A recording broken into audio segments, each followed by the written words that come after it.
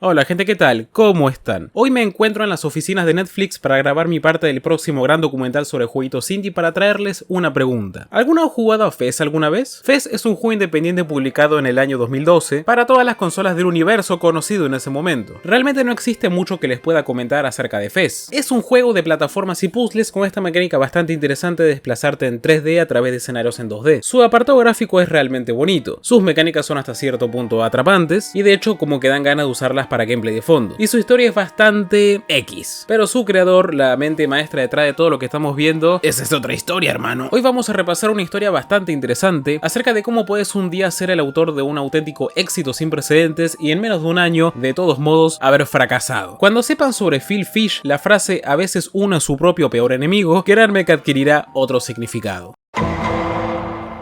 Hoy en día entendemos los juegos indie de una manera bastante distinta como lo era hace 10 años. Si pensamos en juego indie, quizá pensemos en Undertale, FNAF, o Mori o Bendy, si buscamos a sus referentes que representan un verdadero éxito de ventas en el medio. Sin embargo, anteriores a todos estos pibes, cuya era parece coincidir con haber empezado a partir de 2014, lo cual es bastante interesante, imperaba lo que podríamos entender como una generación anterior. Y Minecraft, por cierto, no cuenta porque ya perdió todo rastro de haber sido indie alguna vez. Que de hecho tuvo bastante participación en ayudar a dar forma a las facilidades que al día de hoy existen para incursionar en el videojuego como un medio de vida sin depender de empresas malvadas AAA para poder realizar ese sueño. Es posible que títulos como Super Meat Boy, Braid y Fez te sean familiares. Estos títulos tienen en común el haber compartido protagonismo en este documental bastante sonado en el momento sobre el desarrollo de juegos indie llamado Indie Game, el cual fue producido por Netflix, donde por alguna razón parece que ya no se puede encontrar. Algo anda mal. El punto es que el lanzamiento y posterior éxito de cualquiera de estos juegos en su día fue una auténtica historia de superación. Lejos está todavía la posibilidad de que cualquier pibe con 3 tutoriales en Unity y tirándole $100 a Steam saque su propio videojuego en los mismos términos que los AAA más importantes y millonarios del momento, no había ni siquiera itch.io. Braid, Super Meat Boy, Fez y otros juegos que no voy a mencionar acá allanaron bastante el camino para que otros más adelante tuvieran su oportunidad de brillar. Y a su vez, el tiempo ha sido bastante amable con todos estos. Edmund Macmillan pasó de ser el señor Super Meat Boy a ser el señor The Binding of Isaac y otro vergasal de juegos. Jonathan Pretencioso Blow, el pibe de Braid, con el tiempo desarrolló otros juegos que también fueron bastante bien recibidos como The Witness y otras cosas menos relevantes. Pero, ¿qué ha hecho Phil Fish luego de Fez? ¿Quién carajos es Phil Fish y por qué no está limpiando mi baño?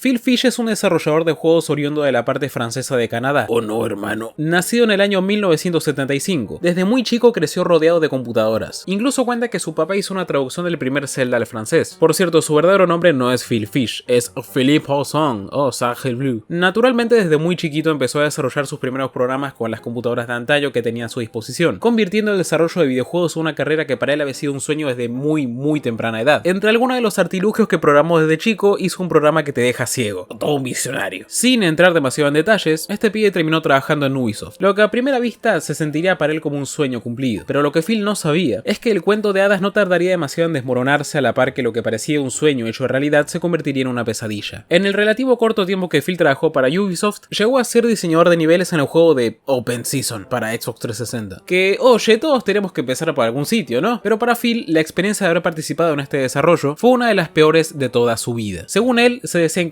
completamente con cómo son los flujos de trabajo en las grandes empresas, equipos de trabajo enormes, poca sensación de compañerismo, según él una cagada. En su mente, el interior de las oficinas de Ubisoft es prácticamente el escenario de 1984. Pero Phil por suerte tenía algo afuera del trabajo que mantenía su motivación por el desarrollo de videojuegos. Con su colega John McGrath empezaron a desarrollar juntos el prototipo de un juego de puzzles que mezclaría planos bidimensionales y tridimensionales, John haciendo la programación y Phil encargándose del apartado artístico. Acá acaba de hacer un pequeño paréntesis. Si viste el documental Indie Game, es posible que Phil te dé la impresión de que tiene una estabilidad emocional no del todo constante. Bueno, lo siguiente sería un poco una confirmación al respecto, porque luego de varias diferencias creativas, Phil y John terminaron separándose, siendo que Phil quería hacer un juego de plataformas con la mecánica tan interesante que estaban haciendo, quedándose él solo con el proyecto. Esto desencadenó en que los niveles de estrés de Phil ascendieron a grados estratosféricos y terminó teniendo un colapso mental en medio de una reunión en Ubisoft, de donde lo despedirían poco después. Cabe destacar que para este punto, Phil Fish no es ningún extraño en la comunidad de desarrolladores y entusiastas entusiastas de videojuegos. Él, además de ganar ya un par de premios y cofundar asociaciones que se dedican a promover el desarrollo independiente, organizar distintos festivales relacionados con videojuegos para snobs de mierda, no tardaría demasiado en encontrar otro trabajo en la industria en el estudio que hoy conocemos por Dead by Daylight. Sin embargo, Phil tenía una misión en mente: Fez. Para 2007, Phil ya había conseguido un compañero a través de DeviantArt que lo estaría ayudando con el desarrollo, él siendo de hecho el tipo que programa y Phil siendo el que hace todos los gráficos. Entre algunas de las cosas que sus detractores han dicho sobre él a lo largo de los años, está el hecho de que se considera que Phil tenía un lugar más que privilegiado en el ámbito de desarrollo, a veces un poco pasándole por encima a otros aspirantes. Para muestra estaría que el primer anuncio de Fez hacia el mundo se hizo oficialmente en el año 2007, y ese mismo año ya estaba recibiendo un premio por él, aun cuando no había prácticamente nada del título, y así varias veces. De hecho, la empresa en la que Phil trabajaba, Artificial Mind and Movement, en el año 2008 no le quiso permitir ir a aceptar un premio, por lo que Phil renunció y decidió convertirse 100% en indie fundando su propia empresa, Polytron, obviamente pidiendo algún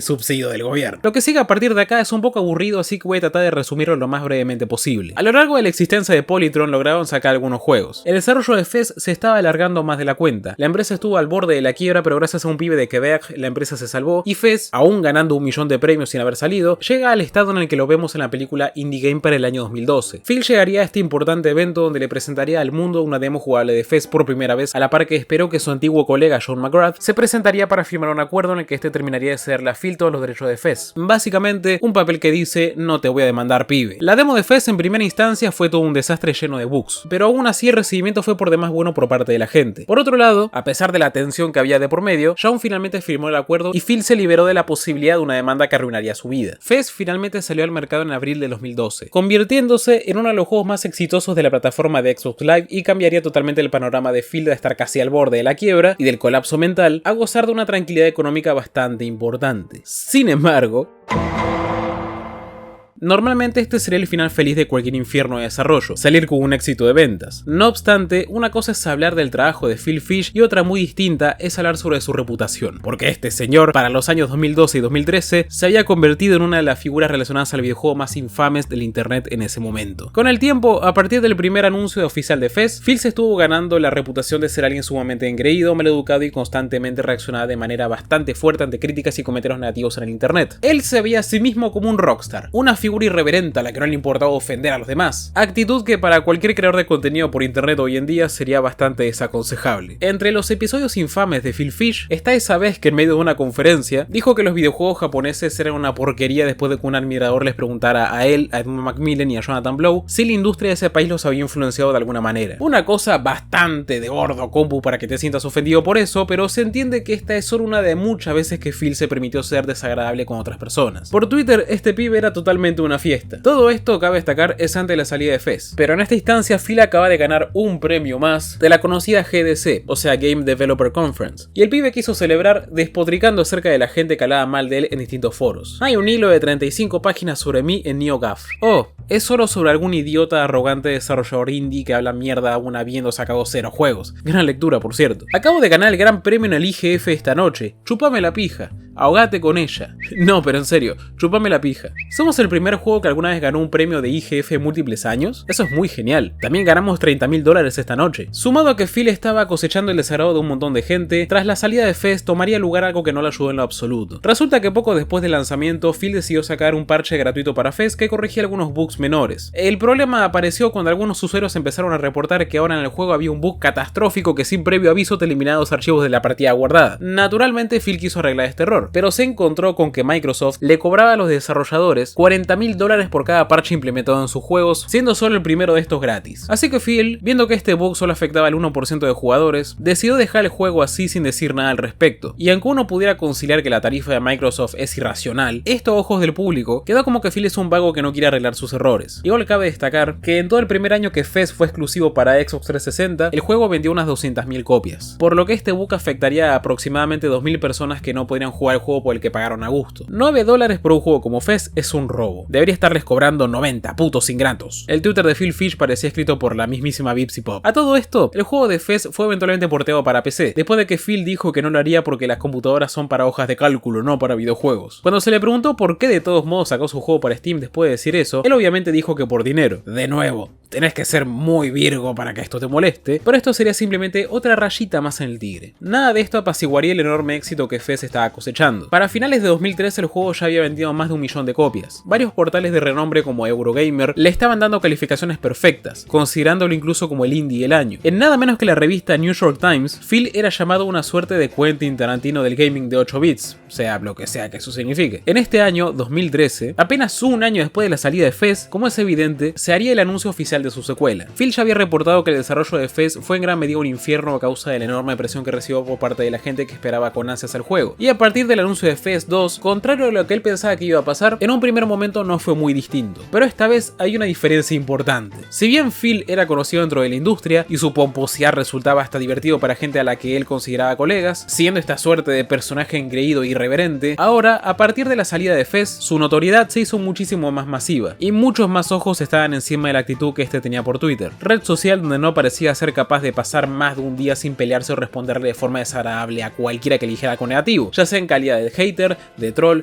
daba igual. Esto hizo que la presión sobre Fez 2 fuera muchísimo más grande que antes. La lógica era que si este hijo de puta engreído se las trae de que es el mejor desarrollador de la historia, más vale que su próximo juego sea en verdad el mejor juego de la historia. Sin embargo, el desarrollo de Fez 2 duraría bastante menos de lo que uno podría llegar a pensar. Fez 2 había sido anunciado en la E3, descanso en paz, de 2013, que se celebró en junio. El juego fue finalmente cancelado en julio del mismo año, un mes después apenas. Bueno, aparentemente la gota que rebasó el vaso vino de parte de un periodista de videojuegos llamado Marcus Beer, que encabezaba un podcast en la página de Game Trailers, quien muy molesto criticó de manera muy dura tanto a Phil Fish como a Jonathan Blow por algo que tal vez creas que es una boludez. Resulta que se había filtrado prematuramente que los planes de Microsoft para la nueva Xbox One implicaban abrir la posibilidad de que desarrolladores independientes puedan publicar sus juegos en la plataforma sin tener que pasar por publishers, lo cual revolucionaría de muy buena manera a la escena independiente. Buscando las voces en esta situación, de quienes hacía apenas el año pasado se proclamaban casi que como los abanderados del videojuego independiente, quienes la tuvieron tan difícil en esta industria pero que al final recibieron tanto reconocimiento, acudieron a Jonathan Blow y a Phil Fish acerca de esto, quienes no quisieron decir ni una sola palabra. De hecho, venteaban a través de Twitter lo mucho que les hacían preguntas al respecto de esto. Esto se tomó como que en realidad a ellos no les importaba realmente la escena indie. Ellos iban a hablar acerca de algo y hacer sonar sus voces solamente si al hacerlo estuvieran consiguiendo promoción para sus propias carreras. Esto fue lo que Marcus Beer criticó en su podcast Invisible Walls, tachándolos de vagos, pretenciosos y ególatras, haciendo especial hincapié en la cuestionable actitud de Phil en las redes sociales. Esto evidentemente volcó un montón de presión sobre un no muy sano anímicamente Phil Fish, y lo siguiente que ocurrió fue una batalla campal en Twitter, donde se hizo gala de toda clase de insultos, victimismo y exigencia por parte de Phil a Marcus para que le pidiera disculpas públicamente por lo que había dicho, sumado a otros dichos que fueron bastante desafortunados incluso para la época. Compara tu vida con la mía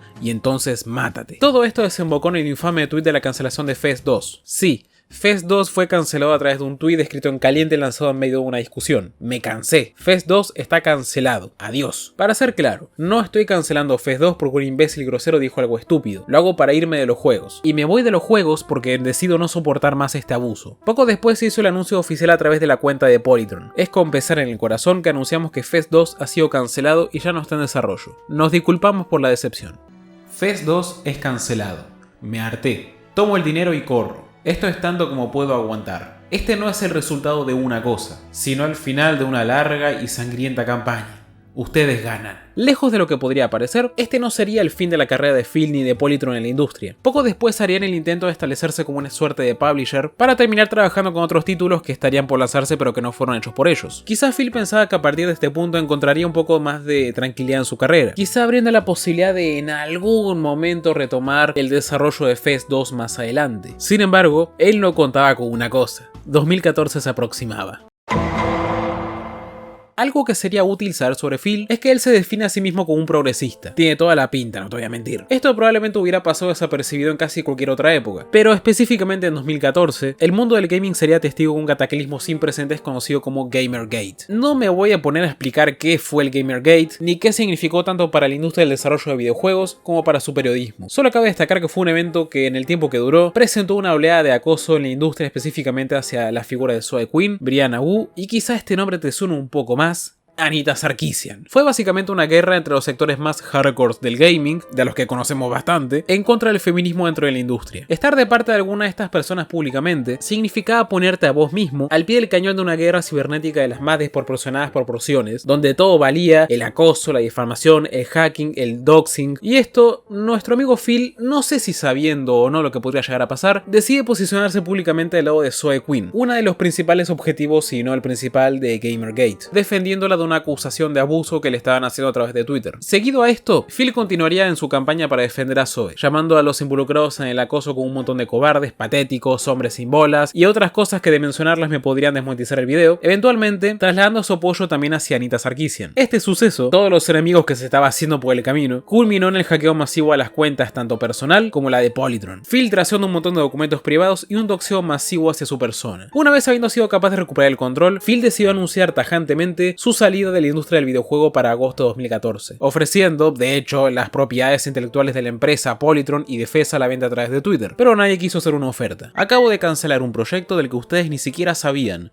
y otro más. A pesar de haber dicho en varias ocasiones que no deseaba otra cosa que abandonar la industria del videojuego, de decirle a la gente que no persigan sus sueños porque son en realidad pesadillas, que desearía que los videojuegos fueran un edificio así podría quemarlos con toda la gente dentro de él, incluso despotricando contra youtubers de gameplays de la época, de que ellos deberían estar repagando y que son piratería, bla bla bla, y que si los gamers son la peor puta gente. De hecho, Phil no terminaría de estar completamente distanciado de este mundillo muy a pesar de todo lo que decía. Para 2016, ayudó al grupo Kokoromi a sacar un juego para VR llamado Super Hypercube, que de hecho sería uno de los primeros juegos para PlayStation VR, y colaboró con algunos diseños para la consola de Super NT. Y a partir de ahí, silencio. A día de hoy aún conserva su cuenta de Twitter, en la que según sus propias palabras nunca tuitea. Pareciera haber estado viviendo bajo una roca desde ese momento hasta que en este año 2023 apareció en el podcast My Perfect Console. En él habló acerca de que la cancelación de Fest 2 en realidad tuvo muy poco que ver con su pelea con Marcus Beer, que la disputa que tuvo con este en Twitter y muchas otras en realidad tuvo más que ver con las frustraciones por las que le estaba pasando tras convertirse en una figura pública a través de la película de Indie Game, revelando que de hecho jamás tuvo un real interés en sacar la secuela de Fest y que este juego no tenía prácticamente nada hecho más que algún arte conceptual, por lo que cancelarlo no fue gran cosa. Puede que todo lo que escuchaste no sea lo último que sepamos sobre nuestro amigo Phil Fish, ya que según sus propias palabras, está actualmente trabajando en un nuevo proyecto que podría no tratarse de un videojuego. Por ahora, esto es lo más que voy a hablar sobre este desarrollador, que quizá tuvo buenas ideas, pero que indudablemente su ego y sus incansables ganas de despotricar a través de Twitter, sin duda le jugaron en contra. Espero de corazón que esta persona jamás vuelva a acercarse a esta red social por su propio bien. En esencia, Phil es un tipo que muy aparte de sus terribles modales y sus muy desafortunados comentarios, es alguien que simplemente puede mejorar en muchos aspectos. De él podemos aprender que el temple que se requiere para ser una figura pública, quizá no todos lo tenemos, y que alejarse de Twitter siempre es una buena idea. Espero que este video les haya gustado, hagan el bien y no miren a quién, síganme en Twitch que ahí estoy aprendiendo a dibujar, suscríbanse para ver si en 2025 llegamos a jugar GTA 6 en directo, pero sobre todo, no olviden recordar que mañana será otro día.